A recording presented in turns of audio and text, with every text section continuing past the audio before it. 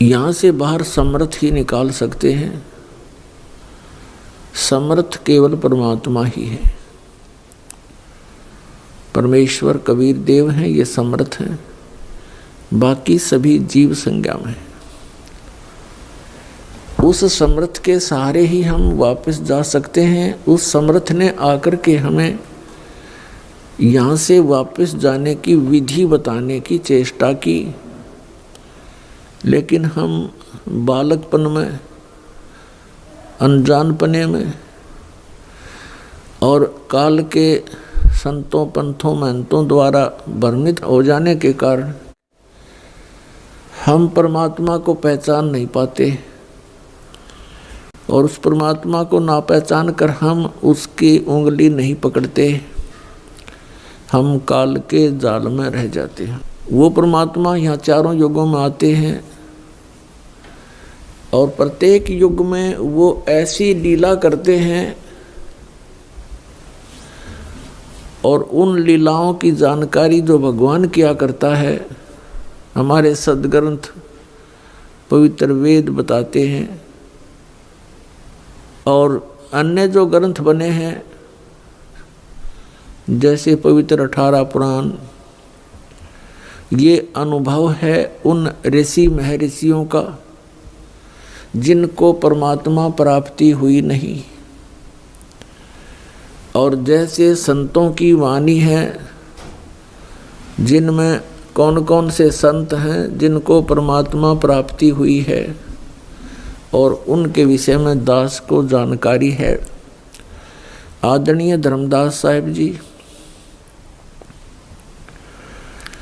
आदरणीय मलुकदास साहिब जी, आदरणीय नानक साहिब जी, आदरणीय दादू दास साहिब जी, आदरणीय गरीबदास साहिब जी, गांव छुनानी, जिला जज्जर, हरियाणा प्रांत वाले, आदरणीय गीसा दास साहिब जी, गांव खेखड़ा, जिला मेरठ, उत्तर प्रदेश, भारत वाले। इन महापुरुषों के जो अमृत वचन हैं ये परमात्मा प्राप्त हंस हैं, परम हंस हैं। इनके जो वचन हैं और जो वेदों के कथन हैं और जो श्रीमद् भगवत गीता का जो वर्णन है, इन सब का एक मेल है, क्योंकि पवित्र श्रीमद् भगवत गीता पवित्र चारों वेदों का ही सारांश है। और पवित्र कुरान शरीफ, पवित्र बाइबल, ये इन कुछ अंश इनका गीता वेदों और महापुरुषों की वाणी से मिलता है, शेष नहीं मिलता। उसका कारण क्या है कि जैसे पवित्र बाइबल के अंदर उत्पत्ति ग्रंथ है, उत्पत्ति ग्रंथ का जहाँ तक 6 दिन में सृष्टि रचकर 7वें दिन तख्त पर जा विराजे परमात्मा पूर्ण ब्रह्म, जहाँ तक वो ज्ञान है वो बिल्कुल सत्य है, वेदों और गीता और उनसे मिलता है, महापुरुषों की वाणी से। उसके बाद परमात्मा पूर्ण ब्रह्म तो अपने निज स्थान पर विराजमान हुए। उसके बाद यहाँ की बागडोर काल ने संभाल ली, ब्रह्म ने। आगे का शेष वर्णन वही पुराणों के सत्र का है पवित्र बाइबल में। ऐसे ही कुरान शरीफ में कुछ आयतों के कुछ अंश पवित्र वेदों से, पवित्र महापुरुषों की वाणी से मिलते हैं और शेष वही पुराणों सत्र का उसमें ज्ञान है। तो ये सभी सदग्रंथ आदरणीय हैं, लेकिन परमात्मा पाने की विधि जब तक हमें नहीं मिलेगी तो हम मोक्ष प्राप्ति नहीं कर सकते। तो परमात्मा ने स्वयं आकर के जो यथार्थ ज्ञान दिया ऐसा ही वो देते हैं, ऐसा ही करते हैं। चारों युगों में परमात्मा आते हैं, अपना यथार्थ ज्ञान बताते हैं। सतयुग में परमात्मा आए थे सत्सुकृत नाम से, और ऐसे जो प्रत्येक युग में वो लीला किया करते हैं, ऐसी लीला की थी। सतलोक से चलकर आए, एक सरोवर के अंदर कमल के फूल के ऊपर विराजमान हुए। वहां से एक निसंतान दंपत्ति उनको उठा ले गए। परमात्मा ने आहार नहीं किया। कुंवारी गाय का दूध, परमात्मा की कृपा से ही गाय ने दूध दिया, बछिया ने वो दूध पान किया। तो प्रत्येक युग में परमेश्वर कबीर जी ऐसी ही लीला करते हैं। और वो सतलोक से चलकर आते हैं, शिशु रूप धारण करते हैं, जल के ऊपर विराजमान होते हैं, जिस कारण से इस परम अक्षर ब्रह्म को, सत्य पुरुष को, कबीर देव जी को नारायण भी कहा जाता है। उस पूर्ण परमात्मा की उपमा के आधार से यहाँ के अन्य भगवानों को भी नारायण कहने लगे। जैसे भगवान विष्णु जी शेष नाग की सैया पर विराजमान होते हैं, जिस कारण से कहते हैं ये नारायण कहलाते हैं। पुण्यात्माओं, गृह मंत्री तो भारत सरकार का भी होता है और गृह मंत्री एक प्रांत सरकार का भी होता है। इसमें दिन रात का अंतर होता है। ऐसे ही इसको समझ लेना। अब पुण्यात्माओं, परमात्मा चारों युगों में आते हैं। सतयुग में सत्सुकृत नाम से आए थे और त्रेता में मुनिंदर नाम से, द्वापर में करुणा में नाम से, और कलयुग में वो अपने ओरिजिनल नाम से, कबीर नाम से, कबीर देव नाम से प्रकट हुए। पुण्यात्माओं, ये कबीर नाम इतना पवित्र है, इसको स्वाभाविक भी अगर आपकी जुबान से उच्चारण हो जाए तो भी पुण्य आता है। ये इतना पवित्र नाम है। और कुरान शरीफ में तो यहाँ तक लिखा है कि ये एक कलमा है उनका, अल्लाहु अकबर, अल्लाह कबीर कहते हैं। ये मंत्र जो है, कलमा माने मंत्र, ये ऐसा मंत्र है आसमान के सभी दरवाजों को खोल देता है। अब कहने का भाव ये है कि इन महापुरुषों को जो ज्ञान हुआ हजरत मोहम्मद जी को, वो अधूरा ज्ञान था। अधूरे का मतलब है जैसे कुरान शरीफ सूरत फुरकानी 25 और आयत नंबर 52 से 59 तक कुरान शरीफ के ज्ञान देने वाले अल्लाह ने अपने द्वारा भेजे गए उस पैगंबर नबी को, यानी हजरत मोहम्मद जी को संदेश दिया है। आयत नंबर 52 में कहा है कि मैं जिस कबीर अल्लाह के विषय में तुझे बताने जा रहा हूँ, तू मेरी हिदायत पर विश्वास करना।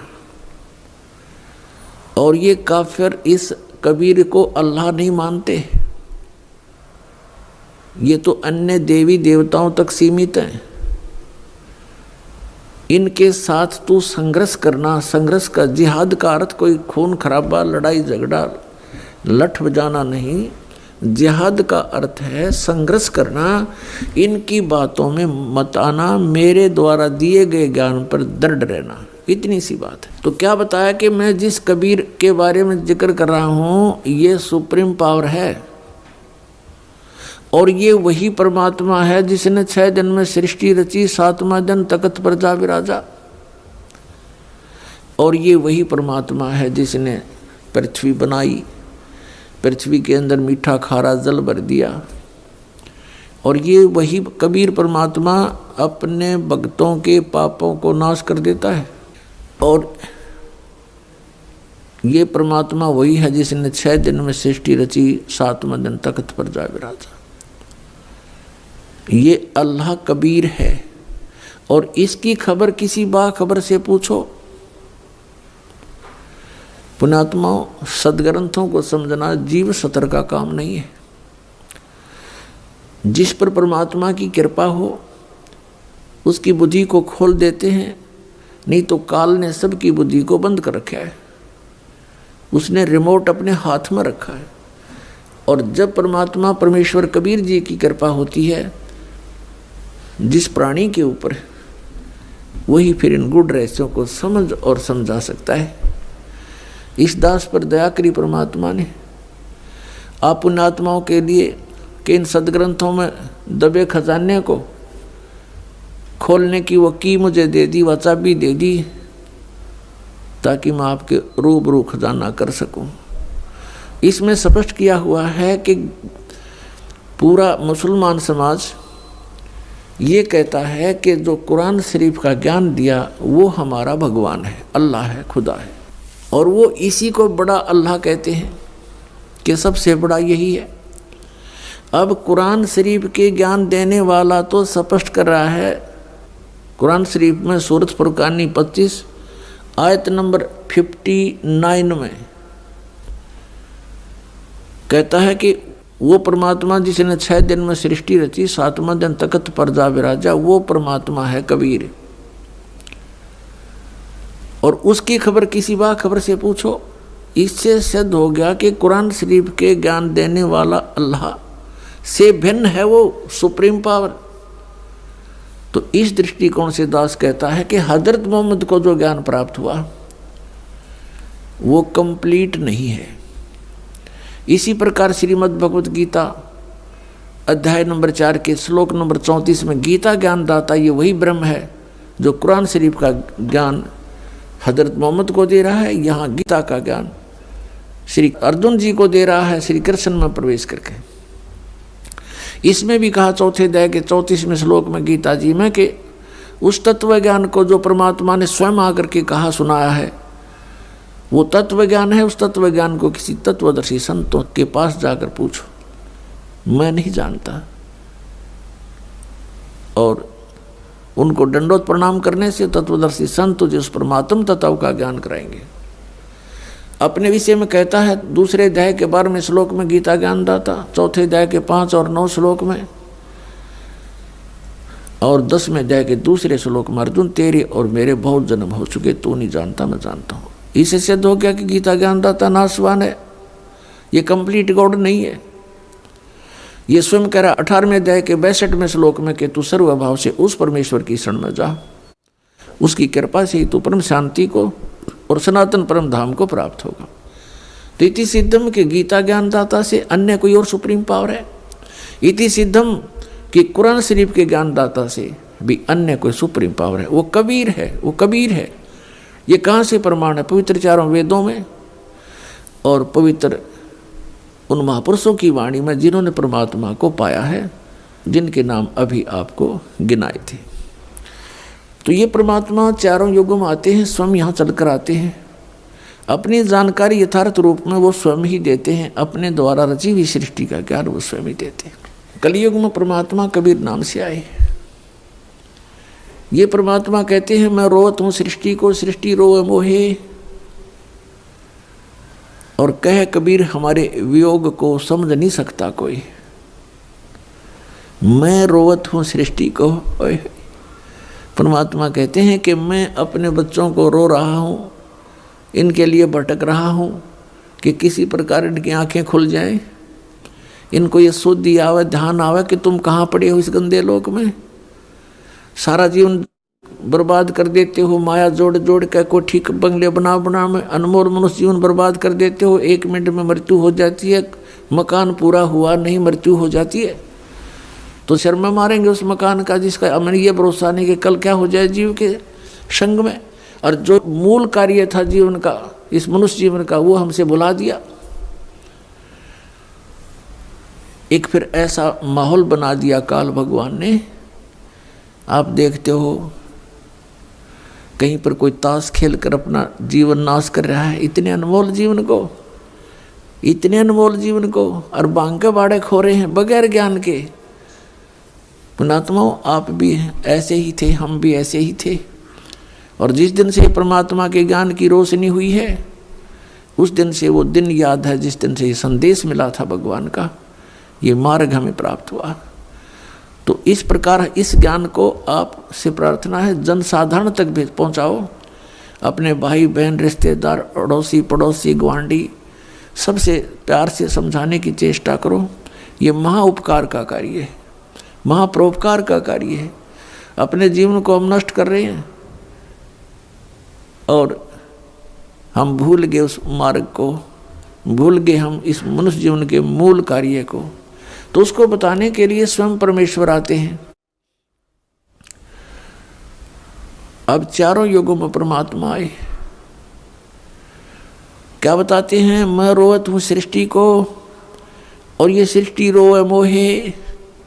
ये भोली आत्मा जब दुखी होती है, किसी का पुत्र मर जाता है, किसी की पुत्री विधवा हो जाती है, किसी का और ना जाने कितने प्रकार की आपदाएं शरीर पर आ जाती हैं, तो फिर ये भगवान की खोज करते हैं।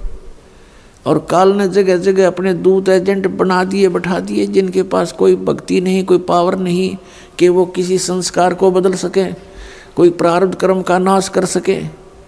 तो उन संतों के पास भटक कर ये प्राणी आखिर में मृत्यु को प्राप्त हो जाता है, क्योंकि उनके पास वो मंत्र नहीं है, उनके पास उस परमात्मा की पावर नहीं है जो हमारे प्रारब्ध में आए हुए संकटों का नाश कर सके। इसलिए इन्होंने अपना अज्ञान विधान बना दिया कि परमात्मा पाप नाश नहीं कर सकता, क्योंकि इनके द्वारा की गई उपासना से वो लाभ मिला नहीं। जिस कारण से इन्होंने अपने अज्ञान सोच शास्त्र विरुद्ध ज्ञान से भर दिए, अन्य अपने उपनिषद बनाकर अपने सोच की, अपने अनुभव की पुस्तकें बनाकर समाज में फीड कर दी और कह दिया कि वेदों और गीता और पुराणों के आधार से हमने इनको रचा है। बोली जनता ने उनको महाविद्वान मानकर संस्कृत के ज्ञाताओं को, और ये जान लिया कि इसमें जो लिखा वेदों वाला ही ज्ञान है। तो जिस कारण से हम जो थोड़ा बहुत विद्वान बनने की चेष्टा की तो उस अज्ञान को ठोक लिया, जो उन अज्ञानी ऋषि महर्षि मंडलेश्वरों का ज्ञान था, उनके द्वारा बनाए गए उपनिषद पढ़ते रहे, वेदों तक हमारी पहुंच हुई नहीं। और जब समाधान के लिए हम घर से निकले, क्योंकि जब प्राणी दुखी होता है, जब तक इसके पुण्य चलते हैं इसको कोई हानि नहीं होती। घर में भी सुख होता है, संतान भी ठीक होती है, तो ये सोचता है कि जो साधनाएं मैं प्रतिदिन करता हूँ इससे मुझे लाभ हो रहा है।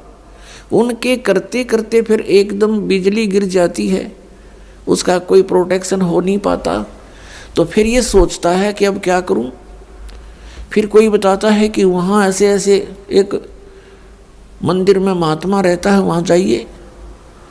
उस मंदिर के महात्मा के पास जाता है, तो जैसा भी वो मंदिर का पुजारी बताता है जंतर मंत्र वो भी करता है, उससे कोई लाभ नहीं होता। फिर आगे चलता है, कोई बताता है कि वहाँ गुफा में बैठा है एक महात्मा, तो वहाँ चला जाता है। कोई कहता है वहाँ जगन्नाथ जी के मंदिर में जाने से आपके सर्व पाप नाश हो जाएंगे, वहाँ भी जाता है।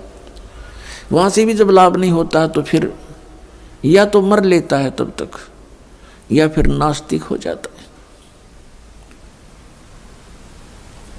और फिर धनी बनने के लिए दूसरे तरीके अपनाता है, जैसे रिश्वत लेना, चोरी करना, डाके मारना, मिलावट करना, झूठ बोल कर ठगना। तो ये विधि धनी होने की नहीं, ये तो दूना निर्धन होता प्राणी से, पाप का भागी बनता है।